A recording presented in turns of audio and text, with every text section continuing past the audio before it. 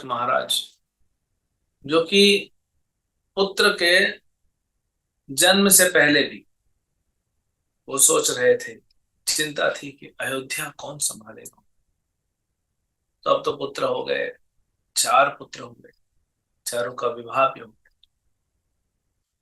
अब फिर दशरथ महाराज सोच रहे हैं कि अब तो मेरे पास पुत्र है, अब समय आ गया कि मैं रिटायर हो जाऊं और जैसी रघुकुल की परंपरा है कि बड़े बेटे को राज्य दिया जाए और फिर मैं भक्ति भजन में लग जाऊं। ये प्लान था। अच्छा है, ऐसे ही होना भी चाहिए। एक समय आना चाहिए हमारे जीवन में जब हम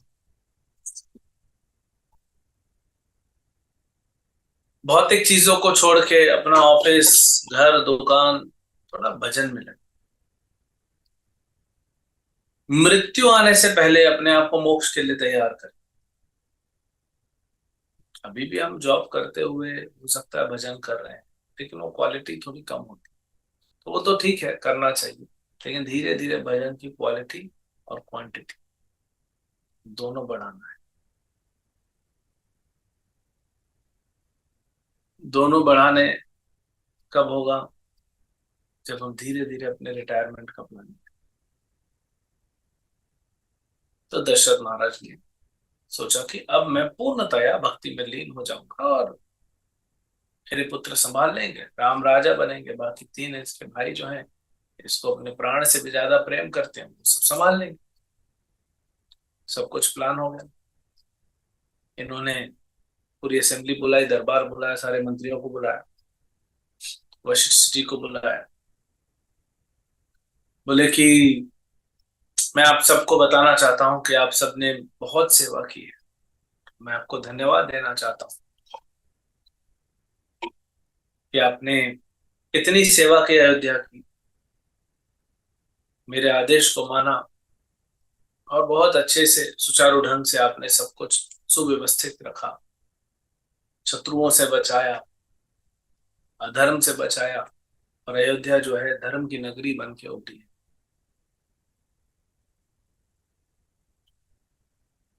लेकिन अब मैं चाहता हूं कि मेरी जगह राम को राजा बनाना चाहिए, और आप सबसे यही विनती है कि आप सब भी राम को वैसा ही सपोर्ट करेंगे जैसे आपने मुझे किया। तो सबने बोला यस, बहुत अच्छी बात है, साधु साधु, बहुत अच्छी। दशरथ महाराज ने वशिष्ठ जी से पूछा, वशिष्ठ जी बोले बहुत अच्छा है। सारे मंत्रियों से पूछा, सबने बोला अच्छा है। तो सब लोग बोले बहुत अच्छा है। और दशरथ महाराज ने पूछा कि अरे भाई, एक बार तो कोई झूठे मुंह बोल देता कि महाराज नहीं, कुछ समय और रहिए, आप इतना अच्छे से कर रहे हैं, आप तो तुरंत तैयार हो गए। हालांकि राम को तो मैं भी प्रेम करता हूं, लेकिन फिर भी एक तो बोलने के लिए बोलना चाहिए था। तो फिर कुछ मंत्रियों ने बोला, बोले महाराज देखिए, आप अच्छे हैं, हम आपसे प्रेम करते, आप रहेंगे तो भी अच्छा है, लेकिन राम बहुत अच्छे, तो इसीलिए राम के लिए सबने हाँ बोल दिया। ठीक है। तो फिर दशरथ महाराज ने पूछा वशिष्ठ जी से, कोई शुभ मुहूर्त निकालिए। अब वशिष्ठ जी जानते राम को। बोले शुभ मुहूर्त? राम को राजा बनाने के लिए सारे मुहूर्त शुभ हैं, कल सवेरे ही कर दो। दशरथ महाराज बोले मुझे कुछ दिन भी नहीं रहने देना चाहते? प्रेम से मजाक से बात चल रही है, अरे आज रात को ही बस फेयरवेल हो गया मेरा, अनाउंस किया और आपने फेयरवेल कर दिया। लेकिन दशरथ महाराज बहुत प्रसन्न, बोले यस, कल सवेरे राज्य अभिषेक होगा राम का, और तैयारियों में लग गए। ये होते होते शाम हो गई, है ना। दशरथ महाराज को तैयारी करवानी थी, सबको बोल दिया लगो तैयारी। वशिष्ठ जी अपने यज्ञ की तैयारी में लग गए, सब लोग अपने शहर में तैयारी, सब जगह हल्ला। दशरथ महाराज ने सबको बोला ठीक है जाओ तैयारियां करो। अब अकेले बैठे दरबार और राम को बुलाया, सुमंत को बोला राम को। ये ऑलमोस्ट रात होने को आ गई और राम से कहा, जब भगवान श्री राम आ रहे थे तो उन्होंने वो सिंहासन को देखा, देखा, नजर लगाई, लेकिन आसक्त नहीं है ना। भगवान के 6 ऐश्वर्यों में विरक्ति एक है। भगवान किसी भी चीज से आसक्त नहीं, और जिसके पास पूरा आध्यात्मिक जगत भौतिक जगत का मालिक है, वही छोटी सी अयोध्या को लेके क्या करे। तो वैसे ही भगवान आसक्त नहीं। तो भगवान दशरथ महाराज के प्रणाम किए। महाराज दशरथ ने कहा देखो बेटा, अब मेरी उम्र हो गई है और मैं और सारे राजा और सारी प्रजा, सारे मंत्री, इनका यही मानना है कि अब तुम इनके राजा बन के जो है अयोध्या को संभालो और आगे बढ़ाओ। यही जो हमारे कुल की रीत है। राम ने बोला जो आ गया। ऐसा नहीं कि सुने कि हाँ मैं अयोध्या का राजा बन रहा हूं, ये अब खुश हो गए, ऐसा कुछ। गंभीर गंभीर रूप से फिर जाते जाते फिर सिंहासन को देखा। राम को तो पता है ना क्या होने वाला है। अब ये गए, इन्होंने सीता से बताया, लक्ष्मण को सबको पता पड़ा। दशरथ महाराज थोड़ी देर और बैठे, विचार कर रहे थे, प्लानिंग कर रहे थे कल की। बड़े आनंद में थे कि राम राजा बने। अभी तो राम राजा बन जाते अयोध्या के, अयोध्या में राज करने लगते तो सब ठीक था, अच्छी बात है। लेकिन देवताओं को अच्छा नहीं लग रहा था। क्यों? देवताओं को क्या तकलीफ हो, तो भगवान के दास हैं, उन्होंने तो भगवान को बुलाया। उनका कहना था कि अगर श्री राम वाय क्यों है, परित्राणाय साधुनाम विनाशाय च दुष्कृताम धर्म संस्थापनार्थाय संभवामि युगे। कि भगवान तो आए हैं दुष्टों का संहार करने के लिए, भक्तों की रक्षा करने के लिए, बैठ जाएंगे अयोध्या में। और जो सृष्टि के मालिक हैं, स्वामी हैं, उनको क्या जरूरत है अयोध्या की। फिर रावण को कैसे मारेंगे? अभी इनको रावण को मारना है, जिनके लिए हमने प्रार्थना की, इनको बुलाया है। तो ये राज्य अभिषेक रोकना है। सारे देवताओं ने प्लान कर दिया, कल सवेरे होने से पहले राज्य अभिषेक होगा। क्या करे कैसे करे कुछ समझ में नहीं आ रहा। देवताओं ने देखा कोई कच्चा खिलाड़ी कौन है, कौन रोक सकता है। तो ये पूरा प्लानिंग किया कि कैकेयी रोक सकता है। लेकिन कैकेयी तो बड़ा प्रेम करती है राम से, भरत से ज्यादा प्रेम करती है, वो क्यों रोकेगी। तो कैकेयी का बुद्धि को फिराना पड़ेगा। तो कौन फिराएगा कैकेयी की बुद्धि? तो फिर ढूंढने लगे कौन है ऐसा। तो देखे मंत्र।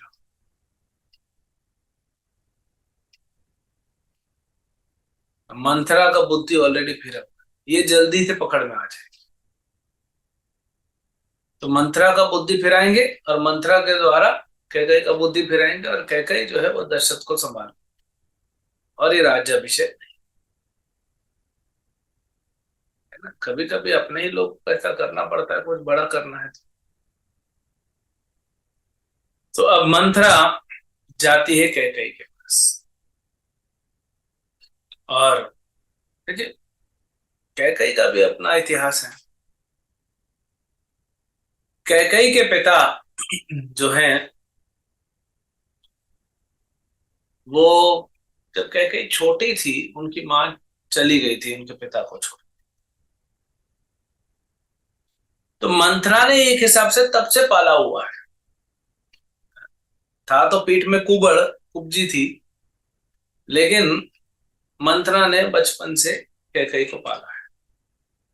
इसीलिए साथ में भी आ गई दहेज। ऐसे होता था, कोई राजकुमारी का विवाह होता था, 200-300-500 उसकी सहेलियां साथ में दहेज में आ जाती, दासियां बोल लो जो बोल लो। सो मंथरा इधर रह रही थी इतने साल से, तो थोड़ा विश्वास तो था। सब दासियों को भगा दिया। और इधर रानी कैकेयी तैयार हो रही है, श्रृंगार कर रही है।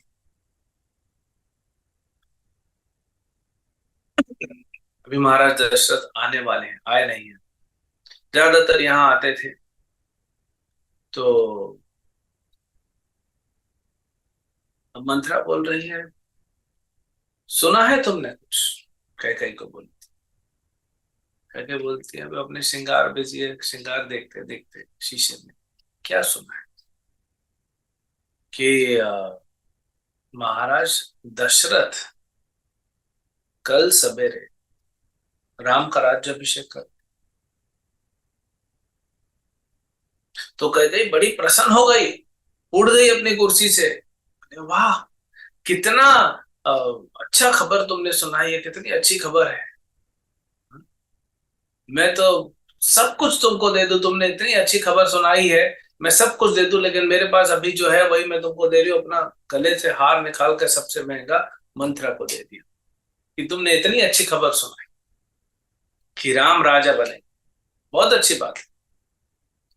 अब मंत्रा तो परेशान हो, अरे इसको मैं भड़का रही हूँ, ये तो उल्टा राम के फेवर में बात कर रही। देखिए राम भी जो है वो कैकेयी को उतना ही, राम तो सबको प्रेम करते हैं, कैकेयी को प्रेम करते थे। और कैकेयी को माँ कहते थे। हाँ, माँ कौन है? कौशल्या। तो कौशल्या को माँ कह के कैकेयी को छोटी माँ कह सकते थे, लेकिन कैकेयी को माँ कहते थे और कौशल्या को बड़ी माँ कहते थे। इतना प्रेम था।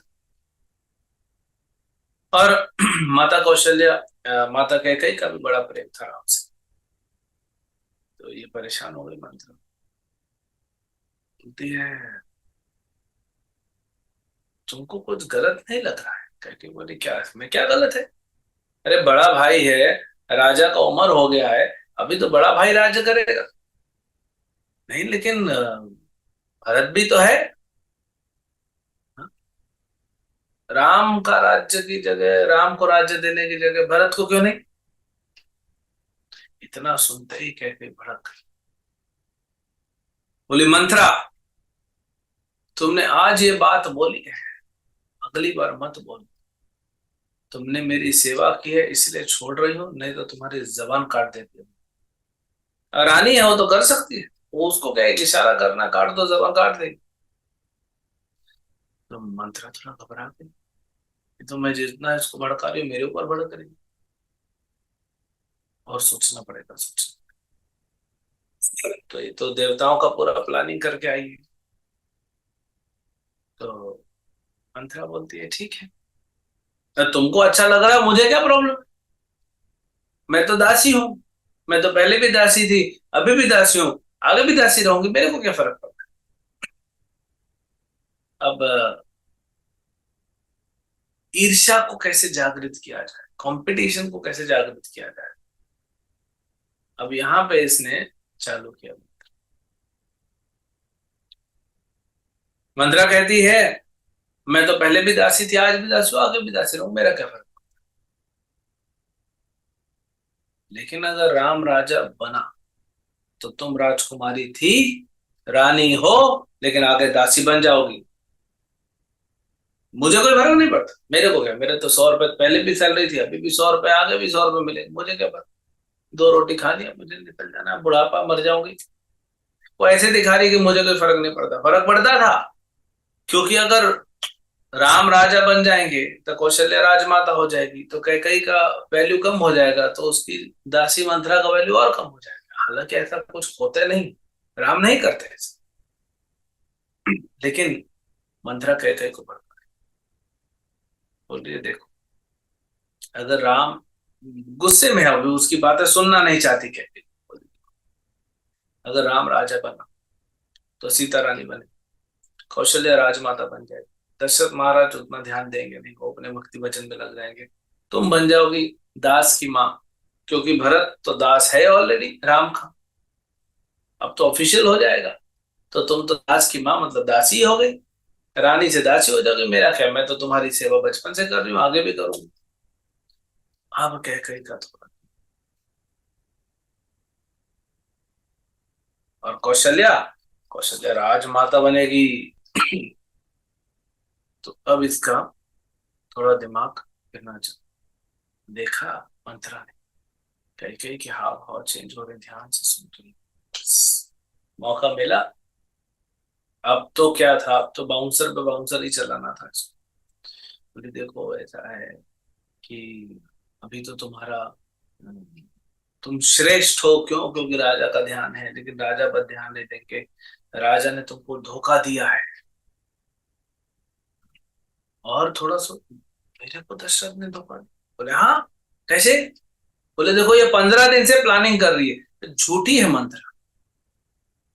प्लानिंग अभी 15 मिनट पहले नहीं चालू हुई, दोपहर में प्लानिंग हुई, अभी तक राजा ने किसी को बताया नहीं है। पूरा अरेंजमेंट हो रहा है, तो कैसे कह गई को बताते? बोले 15 दिन से प्लानिंग हो रही है। दशरथ, कौशल्य और राम मिलके पूरा प्लानिंग कर रहे हैं भरत को भगाने का, तुमको साइड करने का।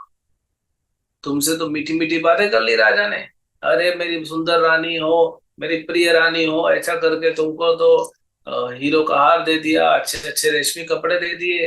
हाँ, इधर छोटा छोटा सामान देख के पूरा राज्य उस कौशल्या के बेटे को दे रहे। धोखा कर दिया तुम्हारे साथ। अब कह कही उबलने लग गई, मेरे साथ धोखा किया, सबसे ज्यादा समय मेरे साथ बिताते, मैंने इतनी उनकी सेवा की राजा की, और मेरे साथ धोखा किया, मुझे झूठ बोला। कुछ झूठ नहीं।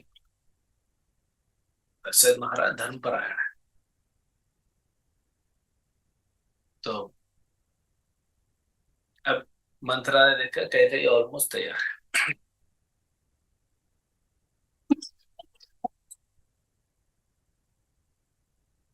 तो क्या करें?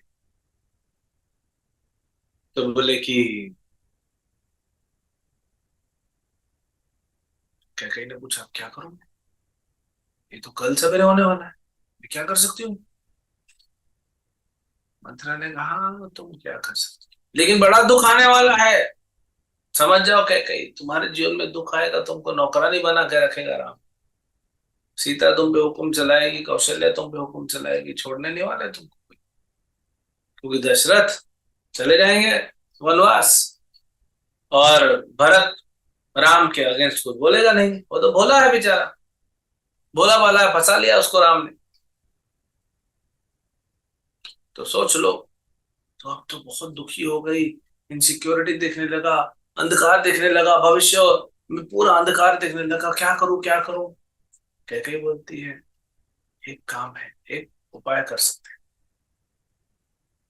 मंत्रा बोलती है एक उपाय कर सकते हैं। कैकेयी बोलती क्या? बोले तुमको याद है कि राजा ने तुमको 2 वरदान दिए थे जब तुमने दशरथ की युद्ध में जान बचाई थी। तो एक बार कैकेयी माता को लेके युद्ध करने गए दशरथ महाराज, और दशरथ घायल हो गए थे, तो उनको जान बचाई थी कैकेयी ने। तो उन्होंने कहा 2 वरदान मांग लो। कैकेयी ने बोल दिया था अभी मेरे को क्या चाहिए, फिर भी आप दे रहे हो तो बाद में लूंगी। तो 2 वरदान है तुम्हारे पास। पहला तुम मांगो कि राम को राज्यभिषेक न करके भरत का राज्यभिषेक। दूसरा तुम मांगो राम को 14 साल के लिए वनवास। क्योंकि अब कैकेयी पूरा तैयार थी, मंत्रा ने बोल दिया। और अभी राजा आएंगे, तुम ये सब श्रृंगार विंगार उतारो, को भवन में जाओ, जमीन पे लेटी रहो। जब तक राजा तुमको राम की कसम खा के वचन न दे दें, तब तक मुंह से उगलना मत। ये क्या चाहिए, तुम प्लान मत बता। तो क्योंकि राम का वचन, राम की कसम, वो झूठ नहीं होने देंगे दशरथ महाराज, बाकी सबसे चिंता नहीं है, राम का नहीं झूठ नहीं। तो कैकेयी बोली ठीक है। तब सारदी पुराना कपड़ा पहन के खूब घूमी। अब देखिए हमको यहाँ क्या शिक्षा मिलती है कि कैकेयी ने सबसे बड़ी गलतियां, 2 गलती। एक तो मंथरा जैसी नौकरानी को, पति पत्नी की बात पति पत्नी तक रहना चाहिए, क्या जरूरत थी 2 वरदान की बताने की? नहीं बताई होती तो ये नहीं होता। नौकरानी को बताते हैं 2 वरदान, तो थोड़ा सीक्रेट रखना चाहिए। दूसरा है कैसा मंथरा के चक्कर में उसने अपना पूरा सत्यानाश, सब कुछ सर्वनाश हो जाएगा अभी अयोध्या। क्योंकि राम चले गए फिर क्या रह जाएगा, राम चले जाएंगे, लक्ष्मण चले जाएंगे, सीता तो लक्ष्मी है वो चली जाएगी, तो फिर अयोध्या में बचे दशरथ महाराज की मृत्यु हो जाएगी, भरत स्वीकार नहीं करेंगे राज। अगले 14 साल पूरा अंधेरा, कोई दीप नहीं जलता, पूरे 14 साल कोई अयोध्या में एक त्योहार नहीं मनाया। इसीलिए तो जब राम आए थे तब क्या भव्य त्योहार मनाया। जैसे अभी अयोध्या में भगवान श्री राम का मंदिर खुल रहा तो बड़ा भव्य आयोजन।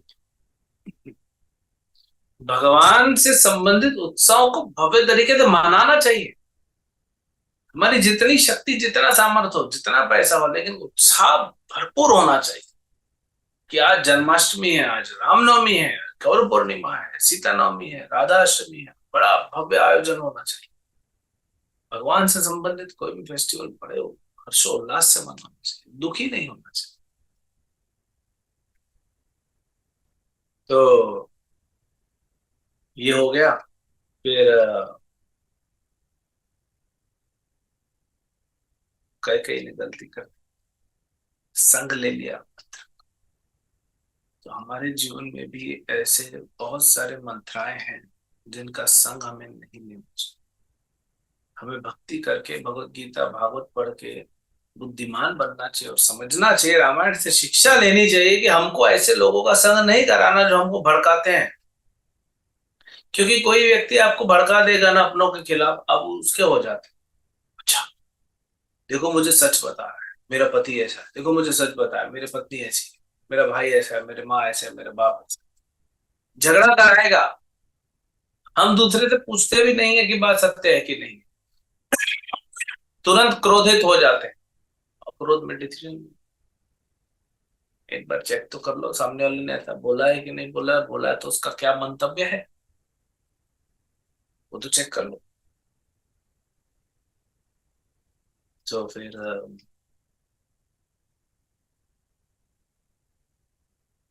ये गलती हमारे जीवन में नहीं होना चाहिए, पर प्राय यही हो रहा है गलती हमसे। अननेसेसरी दुख को हम इनवाइट कर। तो कह कही चली गई को भवन में, दशरथ महाराज महल से अपने राजसभा से निकले, सबसे पहले वो जाते हैं कैकई के पास, तो ढूंढ रहे हैं कैकई कहाँ है, कैकई कहाँ है, अपने बेडरूम में नहीं। तो दासियों ने बताया कोप भवन।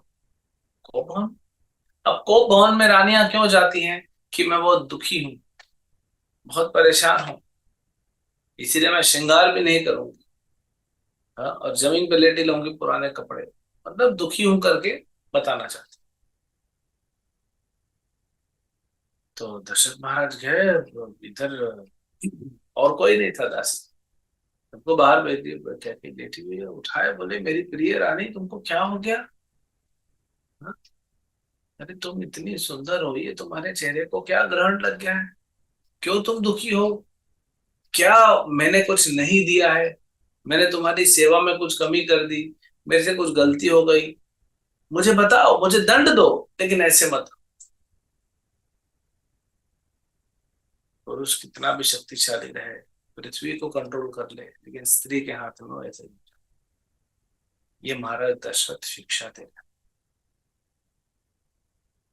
तो कुछ नहीं बोलती,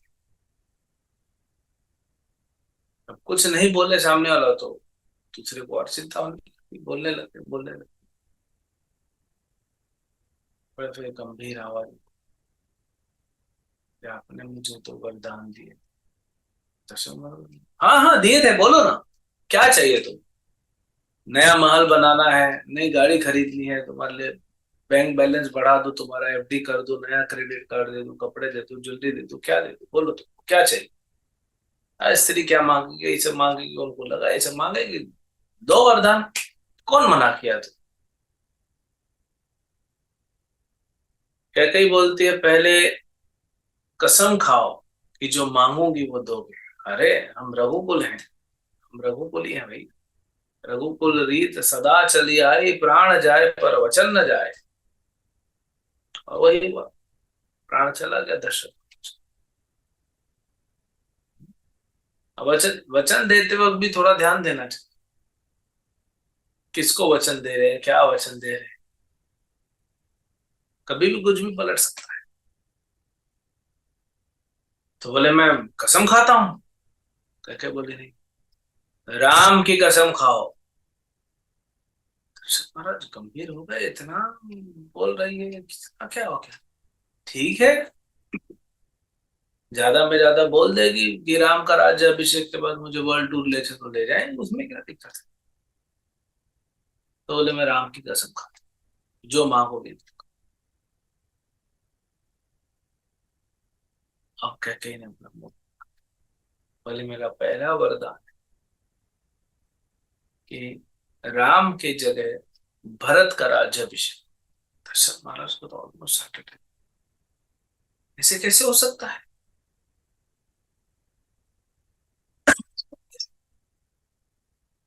तो बड़ा है, बड़े को ही मिलता है, और राम में कोई कमी है क्या। और भरत लेगा नहीं राम के रहते हो। दशरथ महाराज ने बोला भरत नहीं लेगा राम के रहते हो, मैं जानता हूं भरत को। कह गई बोली मैं देख लूं। दूसरा वरदान भी तो और बड़ा झटका लगा, राम को वनवास भेज दो 14 साल। दशरथ महाराज के पैर तले जमीन खिसक गई। सोच नहीं सकते थे कि ऐसा दिन देख ले। दुख आता है जीवन में, लेकिन ऐसा दुख, गिर पड़ते हैं, रोने लगते हैं, कुछ समझ में नहीं आता, दुख पूरे जीवन सिर्फ दुख ही दुख दिख रहा है। रामायण में दिखाया गया है, माता सीता के जीवन में दुख, दशरथ के जीवन में दुख, कौशल्या के जीवन में दुख, भरत के जीवन में दुख, लक्ष्मण के जीवन में, राम, वो दिखाया है। ये संसार को खोल के रखता है शास्त्र कि देख लो, यही संसार है, यहाँ रहना है, फिर से आना है, फिर से आना है, फिर से आना है, या फिर भक्ति करके भगवत धाम जाना है जहां पे सिर्फ आनंद ही आनंद।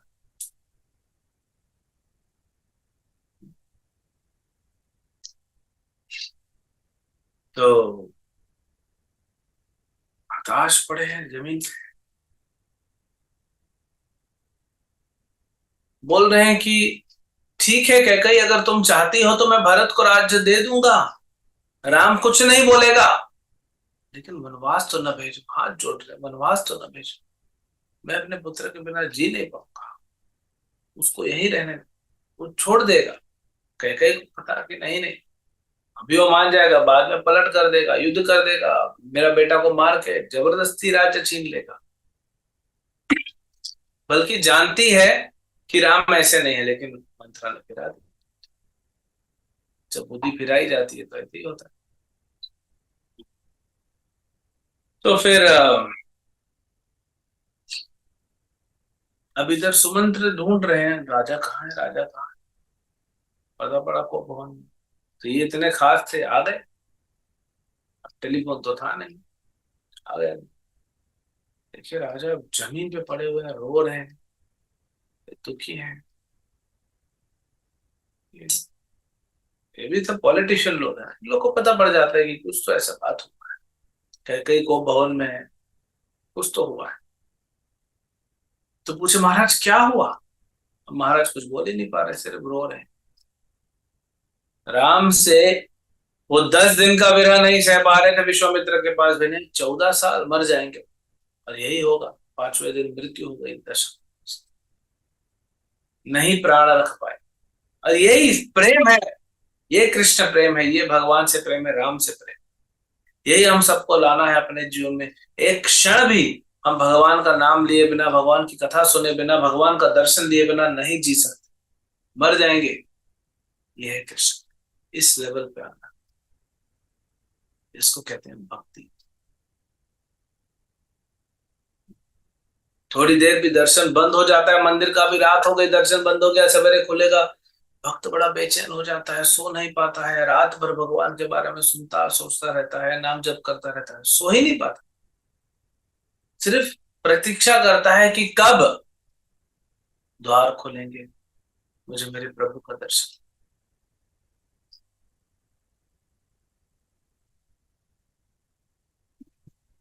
ये है भक्ति। फिर मंत्री जी ने पूछा, दशरथ महाराज तो कुछ बोल नहीं पा रहे।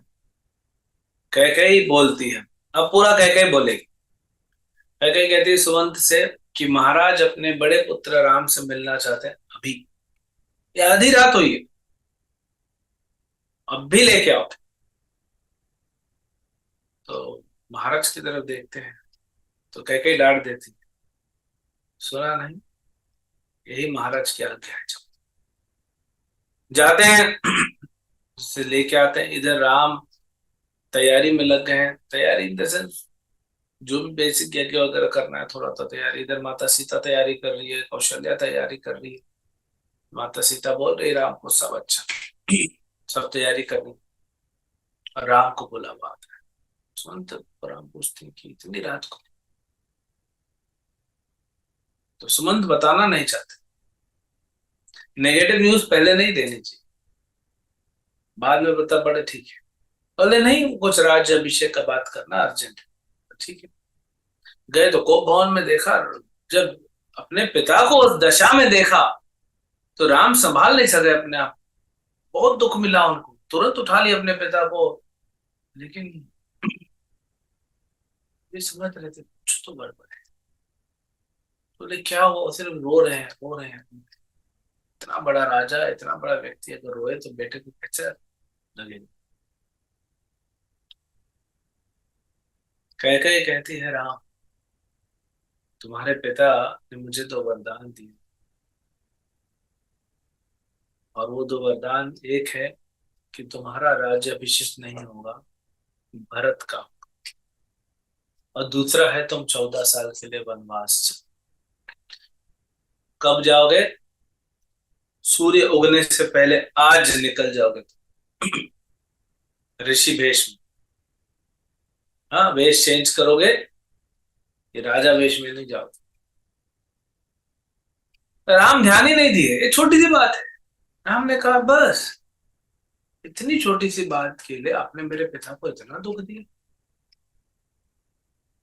मुझे कोई मोह नहीं है राज्य से, और वन में तो मैं रह लूंगा। बस इतना ही चाहिए ना, मैं चला जाता। और राम चले गए, माता सीता से मिले। वो बहुत सुंदर वार्तालाप है सीता और राम के बीच में, लेकिन हमारे पास समय नहीं। कैसे माता सीता, जब राम आते हैं तो बोले तैयारी हो गई। ऑलमोस्ट सवेरे हो चुका था, 3 बज चुके थे, 3-4 के बीच में, क्योंकि अब निकलने का तैयारी। तो राम ने कहा सीता को कि मैं जा रहा हूँ, बताया ऐसा। सीता बड़ी दुखी। अरे राज्य नहीं मिला उनको चिंता नहीं है सीता को, महालक्ष्मी, उनको क्या चिंता है? जहां जहां दृष्टि डालेंगे वहीं सब हो जाएगा। लेकिन वो बोले मैं वनवास जा रहा हूँ, तो ठीक है। सीता को थोड़ा झटका लगा। फिर कहते हैं तुम ना यहाँ पे अपने सास ससुर का और अपने देवरों का अच्छे से सेवा। ये नहीं सह पाएगी सीता।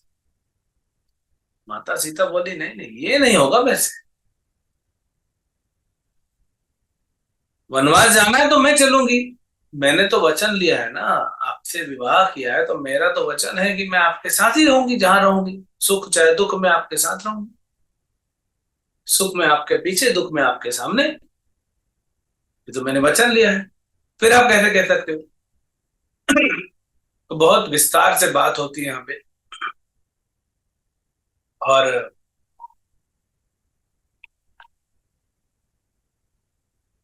जैसे जैसे मान जाते, राम मान जाते हैं और सीता को ले चलते हैं।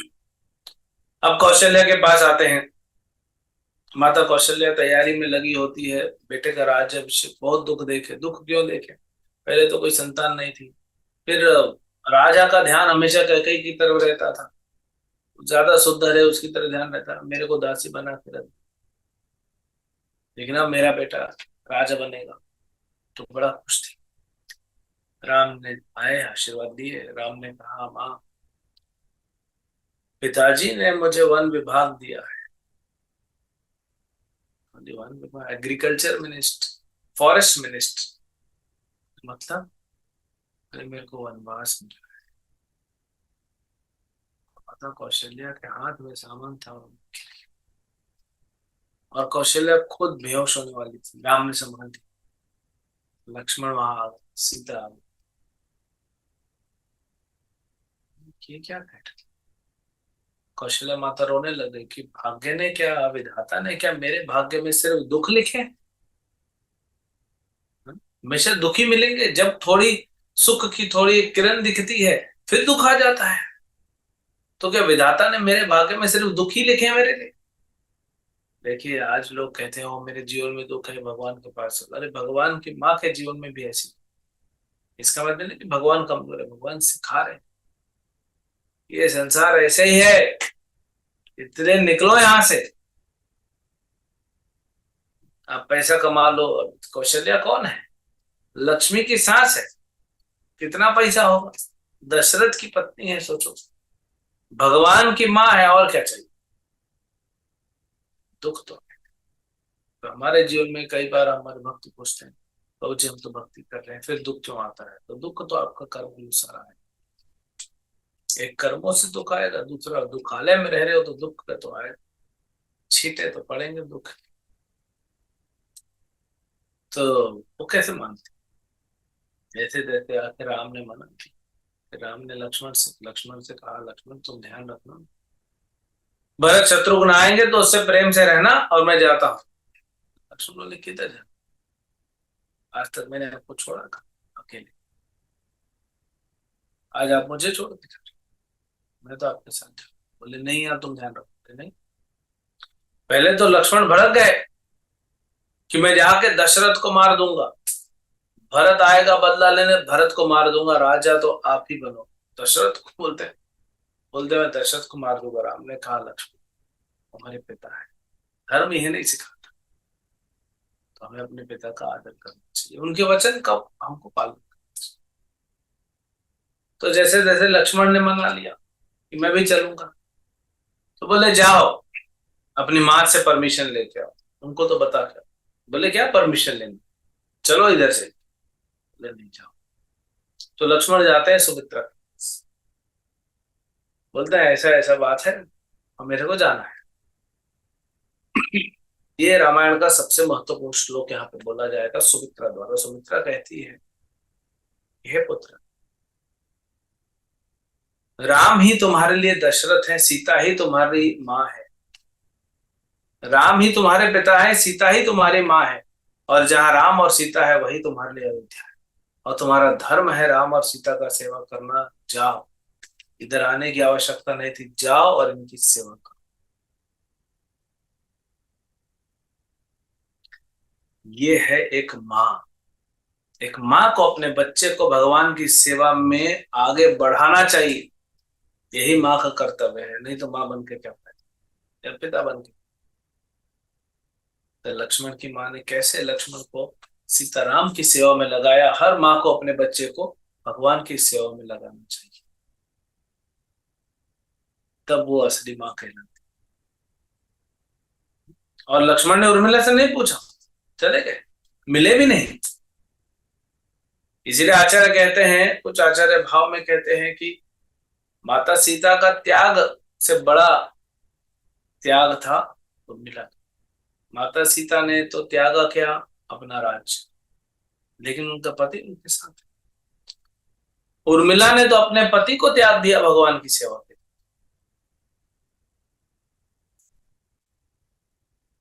लिए। ये इनका त्याग महान। ऐसे करके सीताराम और लक्ष्मण तीनों निकलने के लिए तैयार। कैसे निकलते हैं ये हम चर्चा शाम को करेंगे, क्या उनका रूट होता है, और देखेंगे कि चित्रकूट पहुंच सकते हैं आज, जितना समय मिले उतना अपने चर्चा। हरे कृष्ण। सीताराम लक्ष्मण हनुमान की जय। श्रील प्रभुपाद की जय।